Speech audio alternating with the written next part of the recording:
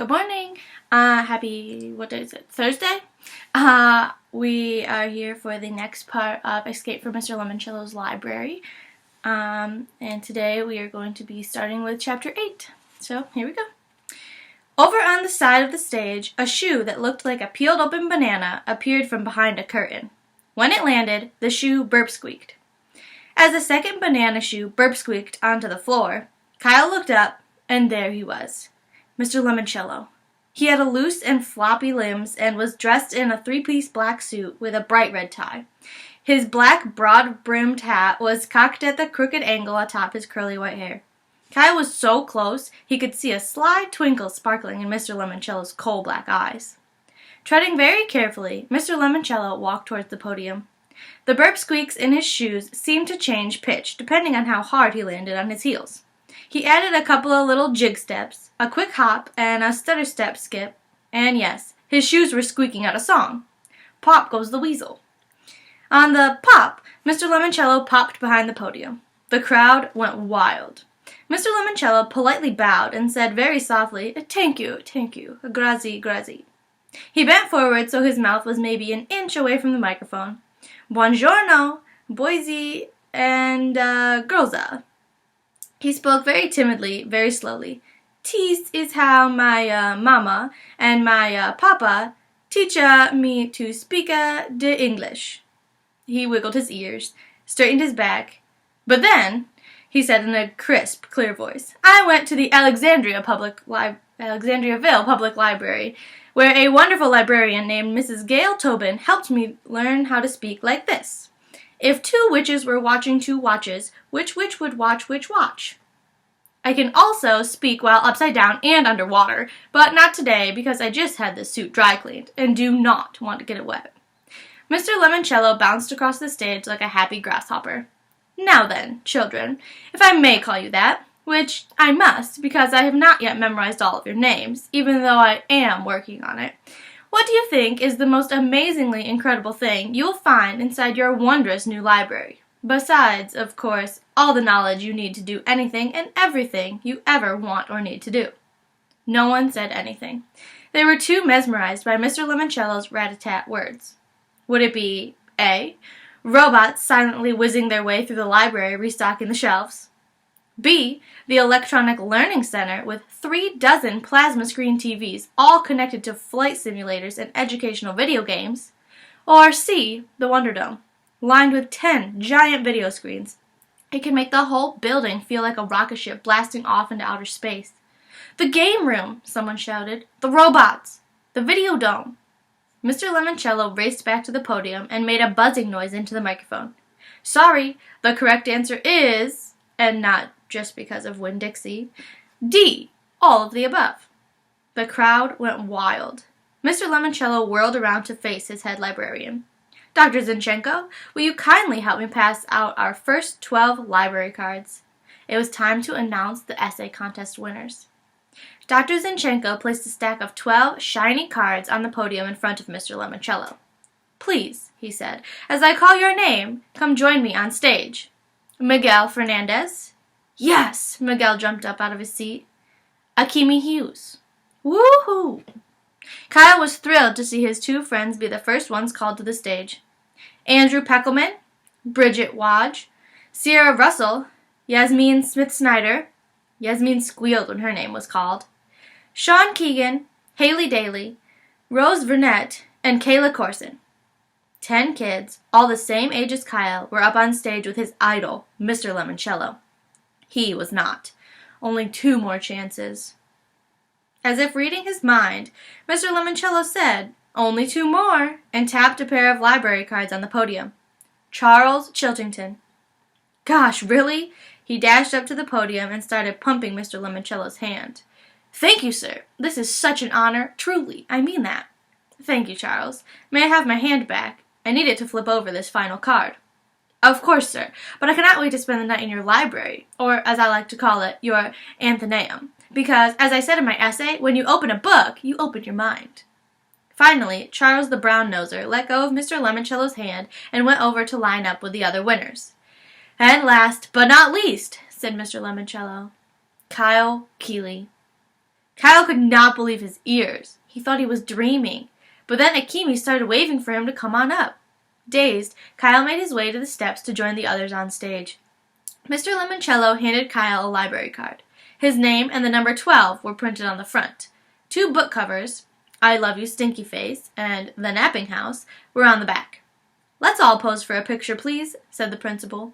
When everybody moved into position for the photographer, Kyle found himself standing right next to Mr. Lemoncello. He swallowed hard. "I'm a big fan, sir," he said, his voice kind of shaky. "Why, thank you. And remind me, you are—" "I'm Kyle, sir. Kyle Keeley?" "Ah, yes. The boy who proved what I've always known to be true. The game is never over till it's over." Bong. Chapter 9. Kyle couldn't wait to tell his family the good news. "I won the essay contest!" He showed them his shiny new library card. "Congratulations," said his mom. "Way to go," said his dad. His brothers, Curtis and Mike, were more interested in Kyle's other card, his $500 Lemoncello gift card. "It's good for 12 months, said Kyle. "But you need to use it now," said Mike. "We need to go to the store tonight so you can buy me Mr. Lemoncello's Kooky Wacky Hockey." "I can't." "Why not?" "I have to show my library card at the store to cash it in." "And?" I'm grounded, remember?" "You know, Kyle," said his dad, looking at his mother, who nodded. "Since you worked extra hard and did such a bang-up job on your essay, I think we might consider suspending your punishment." "Really?" "Really." Kyle's mom and dad smiled at him, the way they smiled whenever Mike won a football game or Curtis won the science fair. After supper, all 5 Keeleys piled into the family van and headed off to the local toy store. "Lemoncello's hockey game is awesome," said Mike as they drove to the store, "especially when the Penguins play the Polar Bears." "I'm hoping to find a classic board game," mused Curtis. "Mr. Lemoncello's bewilderingly baffling bibliomania." "Is that about the Bible?" asked their dad from behind the wheel. "Not exactly," said Curtis, "although the Bible, especially a rare Gutenberg edition, may be one of the treasures you must find and collect, because the object of the game is to collect rare and valuable books by—" "The Penguins in Kooky Wacky Hockey aren't from Pittsburgh like in the NHL," said Mike, cutting off Curtis. "They're from Antarctica, and the Polar Bears, they're from Alaska." Kyle had decided to divvy up his gift card 5 ways, to give everybody, including his mom and dad, $100 to play with. As soon as they entered the toy store, the family split up, cruising the aisles with their own shopping carts. His mom was going to upgrade to Mr. Lemoncello's Restaurant Rush. His dad was looking for one of Mr. Lemoncello's complicated what-if historical games. What if the Romans had won the American Civil War? Kyle hung with Curtis and Mike for a while. Being the one with the gift card made him feel like he was suddenly their big brother. Mike quickly found his PlayStation hockey game, and Curtis was in geek heaven when he finally found Bibliomania. "They only have one left," he gushed, tearing off the cellophane shrink wrap and prying open the lid. He sat down right in the middle of the store and unfolded the game board on his lap. "You see, you start under the rotunda in this circular reading room. Then you go upstairs and enter each of these 10 chambers where you have to answer a question about a book." I think I hear Mom calling me," said Kyle. "She must need the gift card. Enjoy." And Kyle took off. "The store will close in 15 minutes, announced a voice from the ceiling speakers. Kyle flew up and down the aisles and grabbed a couple board games he didn't own yet, including Mr. Lemoncello's absolutely incredible Iron Horse, a game where you build your own transcontinental railroad, complete with locomotive game pieces that actually puff steam. As Kyle was doing some quick math to see if he'd spent his $100, Charles Chiltington rolled up the aisle with a cart crammed full with $500 worth of loot. Games stacked on top of games were practically spilling over the sides. Mr. Lemoncello's phenomenal picture word puzzler, one of Kyle's favorites, was teetering at the top. "Hello, Keeley," said Chiltington with a smirk.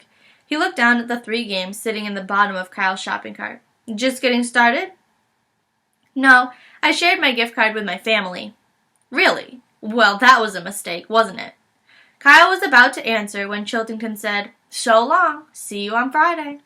Kyle wasn't 100% sure, but Charles might have also muttered, "Loser." Since the store was about to close, Kyle headed toward the checkout lanes. When he passed the customer service department, he saw Haley Daly. "No," Kyle heard Haley say in a hushed tone to the clerk working the returns window. I do not want to return these items for store credit. I would prefer cash.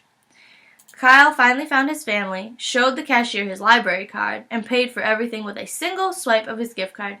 You know, Kyle, said his dad as the family walked across the parking lot, your mother and I are extremely proud of you. Writing a good essay isn't easy.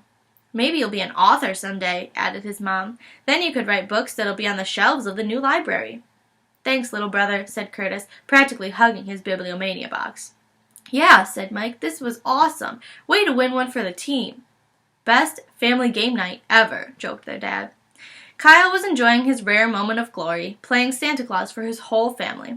As the week dragged on, Friday night and the library lock-in started to remind Kyle of Christmas, too.